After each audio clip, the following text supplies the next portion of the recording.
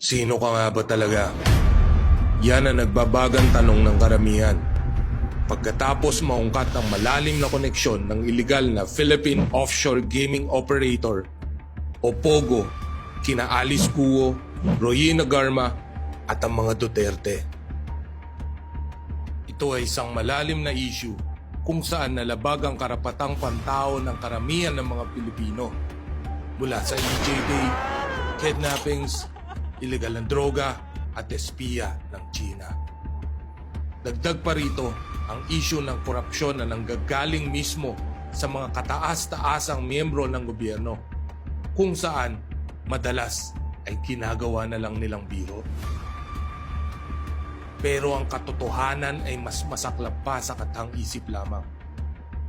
Dito natin makikilala ang negosyong gobyerno at ang mga nakikinabang sa mga kawawang Pilipino.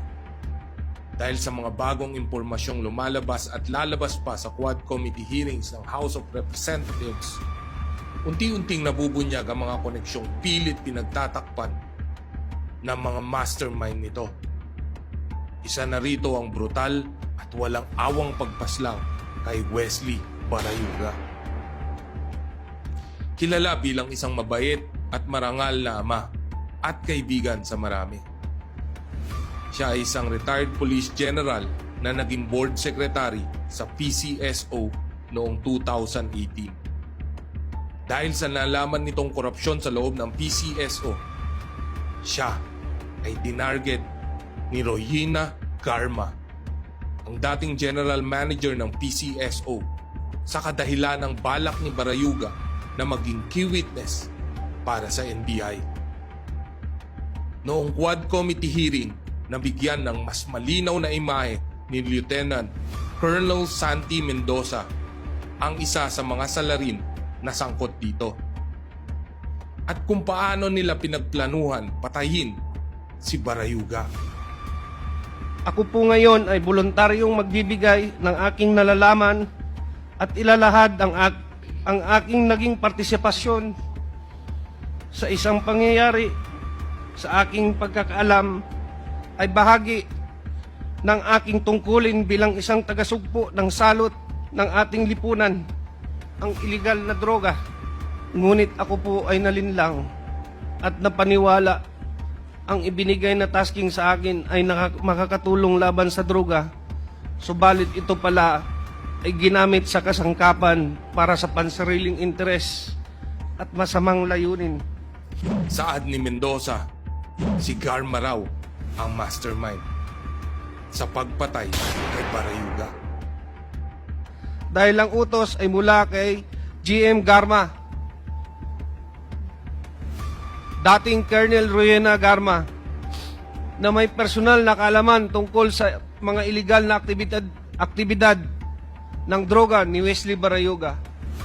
Sa kabila ng aking pag-aalinlangan na tanggapin ang utos na ito, sa kadahilanang isang opisyal ng gobyerno ang aming target, ako ay napilitan na lang na sumang-ayon at sumunod dahil ang utos ay mula sa nakakataas na opisyal at upperclassman ko na si Colonel Leonardo, at ang utos ay galing mismo sa isang opisyal ng gabinete ni Ma'am Royina Garma. Nasangkot daw si Mendoza sa plano ni Garma na mag-organize ng hit sa isang mataas na posisyon sa gobyerno na involve sa droga. Nais mang imbestigahan ito ni Mendoza, ngunit siya ay dali-daling pinigilan ni Leonardo at sinabing may sapat na impormasyon na si Garma tungkol sa target nila. Sinabi pa niya na ang pagsasagawa ng proyektong ito ang magdidikta sa direksyon ng aking karera bilang isang pulis. Noong Pebrero 2020, muling nagpaluap si Police Colonel Leonardo at nagbigay ng karagdagang detalye kabilang ang pangalan ng target na kanyang tinutukoy bilang isang Wesley Barayuga, na nalaman ko siya ay kalihim ng Philippine Charity Sweepstakes Office noong panahong iyon. binigyan din niya ako ng sinopsis na naglalarawan sa umano'y pagkakasangkot nito sa illegal na droga.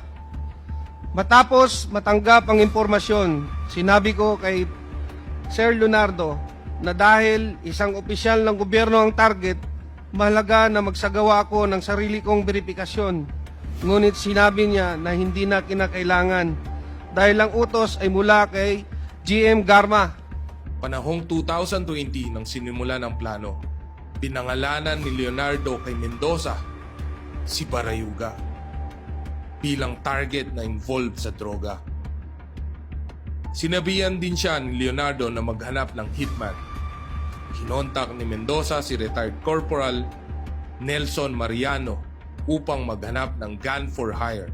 Matapos tanggapin ang assignment, pinasimulan ko ang paghahanda para sa proyekto, kabilang ang pag-recruit ng isang angkop na tao para isagawa. Kinausap ko si Nelson Mariano na kilala kong may network kaugnay sa ganitong klaseng operasyon.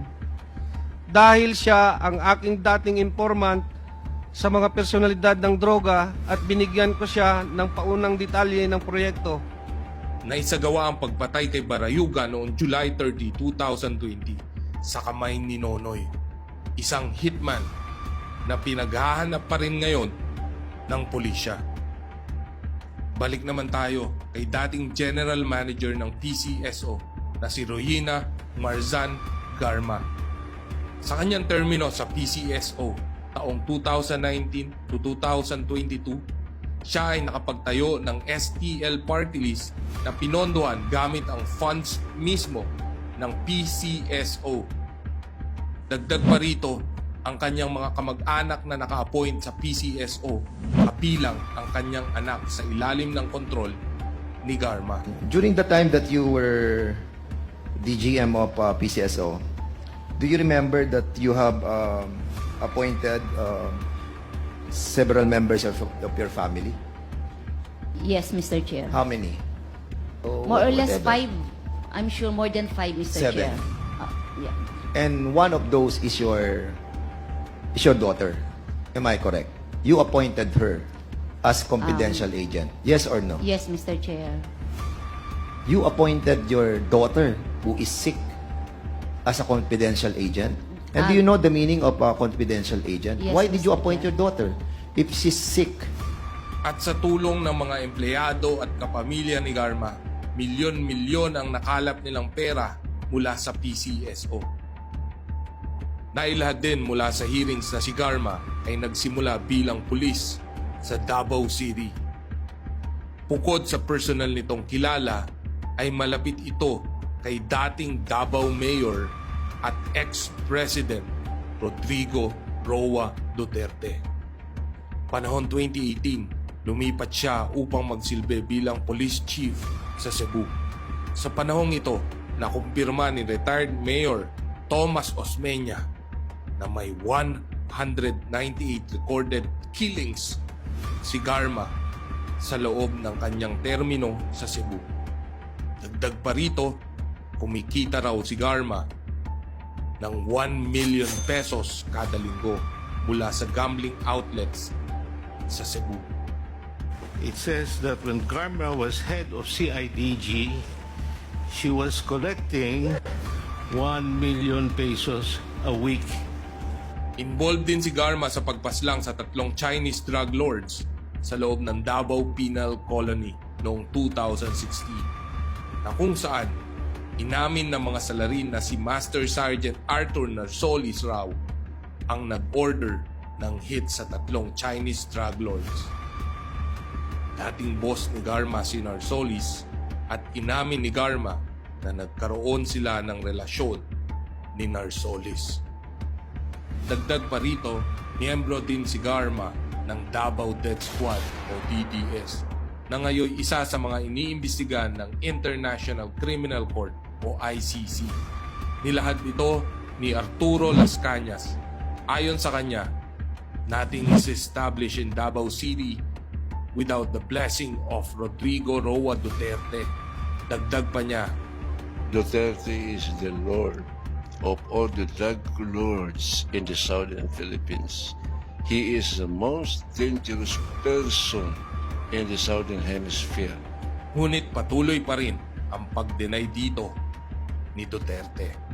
Malinaw din sa binigay na testamento at ebidensya sa kaugnayan ni Garma sa DDS at kay ex-President Rodrigo Roa Duterte bilang si Duterte mismo ang nagbigay ng posisyon kay Garma sa PCSO.